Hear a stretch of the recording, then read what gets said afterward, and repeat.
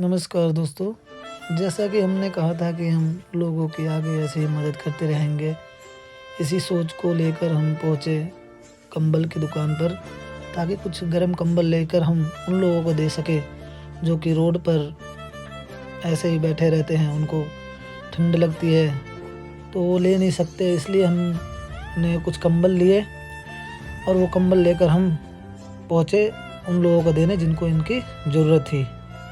मैं और भाई साहब निकल गए हम लोग बाइक से पहले। तो बाइक से हम मार्केट में जा ही रहे थे, एकदम से हमने देखा कि एक आंटी बैठी हुई थी अपने छोटे छोटे बच्चों को लेकर। फिर हमने उन आंटी को कंबल निकाला और उनको ओढ़ाया और उनको ओढ़ने के बाद आंटी बहुत ही खुश थी, जैसे कि उनको इस चीज़ की ज़रूरत थी। फिर उसके बाद हम आगे निकल गए और एक आंटी मिली, फिर हमने उनको भी एक कंबल दिया और उनको भी ठंड लग रही थी पर उनके पास कुछ था नहीं। फिर हमने उनको कंबल ओढ़ाया। उसके बाद उनको ओढ़ाने के बाद हम फिर आगे बढ़े तो एक अंकल मिले जो कि हाथ से अपाहिज थे, उनके हाथ कटे हुए थे, उनके पास भी कुछ नहीं था ओढ़ने को, उनको ठंड लग रही थी। फिर हमने उनको भी कंबल दिया और उनको कंबल ओढ़ाया। कंबल ओढ़ाने के बाद मैं और मेरी सिस्टर पहुँचे मंदिर।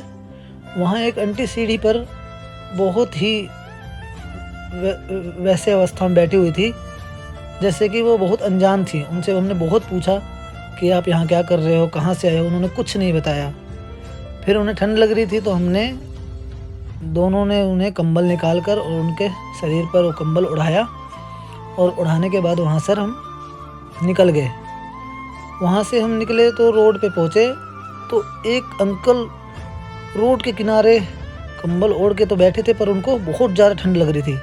तो हमारे भाई साहब सुरभान भाई साहब ने देखा उन्हें और उन्होंने कंबल ले जाकर उनको दोबारा से उसके ऊपर एक और कंबल उड़ा दिया उन्हें, ताकि उन्हें और ठंड कम लगे और ठंड से बचे रहे। और उनके बाद वो ओढ़ने के बाद उनके चेहरे की स्माइल बहुत अच्छी थी, जो कि हमें आगे और ऐसे करने की प्रेरणा दे रही थी। फिर जैसे ही हम बाइक पर पहुँचे, दो आंटी आई, उन्होंने भी कहा कि बेटा हमें भी कंबल दो, हमें भी ठंड लग रही है। तो हमने दोनों आंटी को कंबल दिया। एक आंटी की आंखों में से आंसू आ रहे थे पर वो बता नहीं पा रही थी किस लिए आ रहे थे। फिर मैंने आंटी को दिलासा दिया और नमस्ते किया, उनका आशीर्वाद लिया और आंटी भी बहुत ज़्यादा खुश थी। उसके बाद हम रोड पे पहुँचे तो हमने देखा एक माँ और बेटे, दो जने आग जलाकर बैठे हुए थे और उनको ठंड तो बहुत ज़्यादा लग रही थी, इसलिए उन्होंने आग जला रखा था। फिर मैंने पहले आंटी जी को कंबल दिया और उनके शरीर पर उस कंबल को ओढ़ाया। कंबल ओढ़कर लड़के ने कहा कि भैया मुझे भी चाहिए, पर ले तो मैं दोनों के लिए गया था।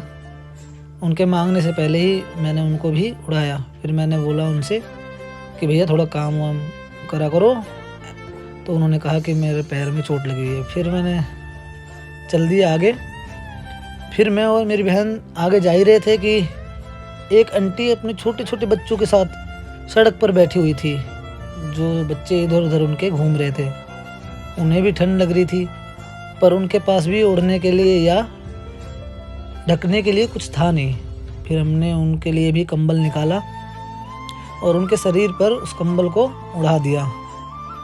वो ओढ़ने के बाद बहुत सारे बच्चे एक साथ बैठ गए और बैठने के बाद एक कंबल में आ गए और बहुत ही खुश नज़र आ रहे थे। उसके बाद मैं और भाई साहब और सिस्टर सब जने चल दिए आगे की ओर। फिर आगे जाते हुए हमें एक अंकल दिखे जो रोड के किनारे बैठे हुए थे। हमने बाइक रोकी और उन अंकल को भी कंबल उड़ाया। उन्हें भी बहुत ज़्यादा ठंड लग रही थी और उनके पास सिर्फ बिछाने के लिए था, लेकिन ओढ़ने के लिए कुछ नहीं था। फिर हमने उन अंकल को भी उड़ाया कंबल और उड़ाने के बाद हम वहाँ से चल दिए। इन सब में हमारे श्याम भैया और बड़े भैया का बहुत ज़्यादा सहयोग है, जिन्हें इन सब लोगों की तरफ से मैं बहुत ज़्यादा धन्यवाद करना चाहता हूँ।